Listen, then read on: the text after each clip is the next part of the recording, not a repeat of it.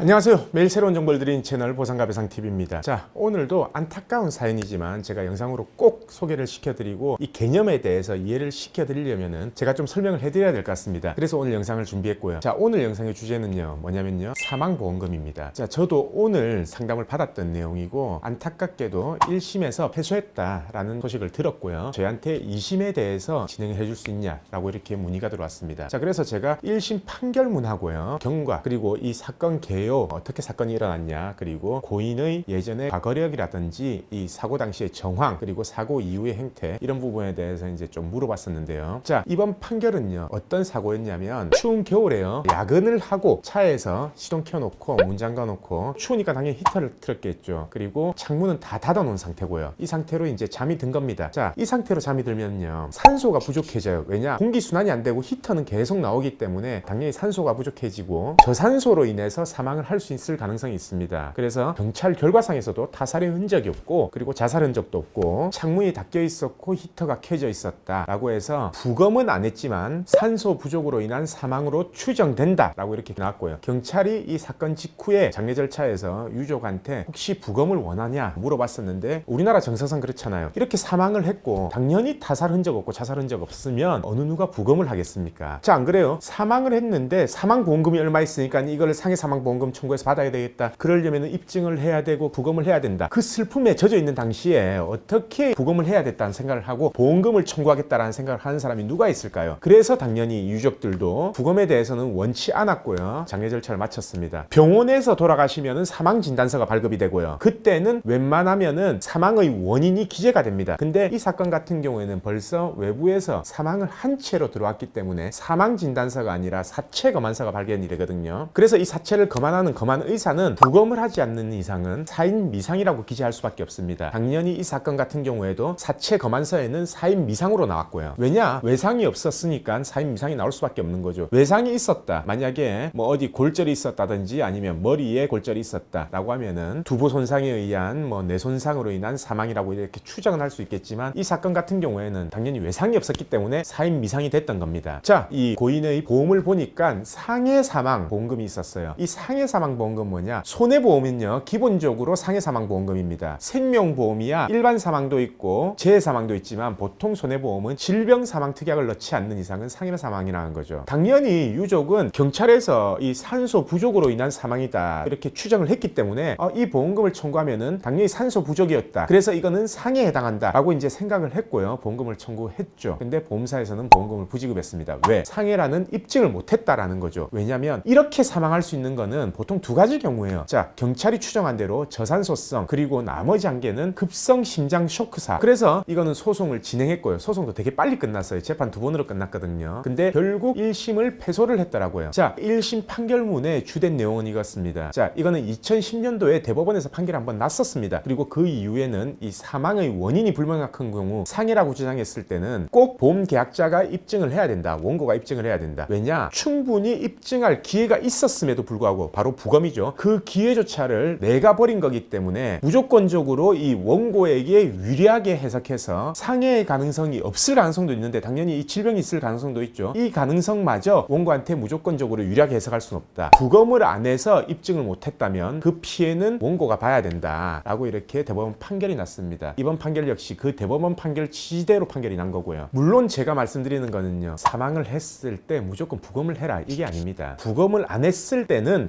이런 결과가 나올 수가 있다. 그리고 만약 상해사망보험금이 들어가 있다면 이 상해사망보험금 청구 자체가 불가능할 수도 있다 라는 점을 알려드리고 싶었습니다. 물론 이 사건 같은 경우에는요, 제가 전체적인 의무기록이라든지 상황 1심에서 어떻게 진행됐는지 그 부분은 모르기 때문에 이게 2심에서 이길 수 있다, 이길 수 없다라고 이렇게 예상은 할 수가 없습니다. 근데 만약 1심에서 제출된 증거 외에 다른 증거, 새로운 증거, 상해를 입증할 만한 그런 증거가 제출되지 않는 이상은 아마 1심 결과를 뒤집기는 힘들 걸로 이렇게 저는 판단됩니다. 만약에 이게 부검을 했었다, 근데 부검을 했었을 때 각종 수치들이 이거는 저산소에 의한 사망이다, 저산소성 사망이다 라고 이렇게 나왔다면 당연히 이제 상해가 되기 때문에 보험금을 받을 수 있지만은, 만약에 1심에서 이렇게 나왔을 수도 있거든요. 부검을 했을 때 급성 심장사다, 아니면은 부검을 했음에도 불구하고 사망의 원인을 전혀 못 밝혀냈다 라고 한다면 부검을 한다 하더라도 이 상해 입증이 불가능하다라는 거죠. 그래서 무조건 사망하면 부검을 한다, 그것도 틀린 생각이고요. 무조건 부검을 안 해서 주의 정황이건 상해 아니냐, 아니냐라고 해서 보험금을 청구하면 무조건 보험을 받을 수 있다. 그 생각도 틀린 겁니다. 그래서 오늘은 제가 이 상해 사망에 대한 개념, 이거에 대한 입증 책임은 누가 해야 되냐, 그거에 대해서 알려드렸고요. 내일 또 다른 주제를 가지고 오겠습니다. 오늘 방송 끝까지 봐주신 구독자분들 감사드립니다.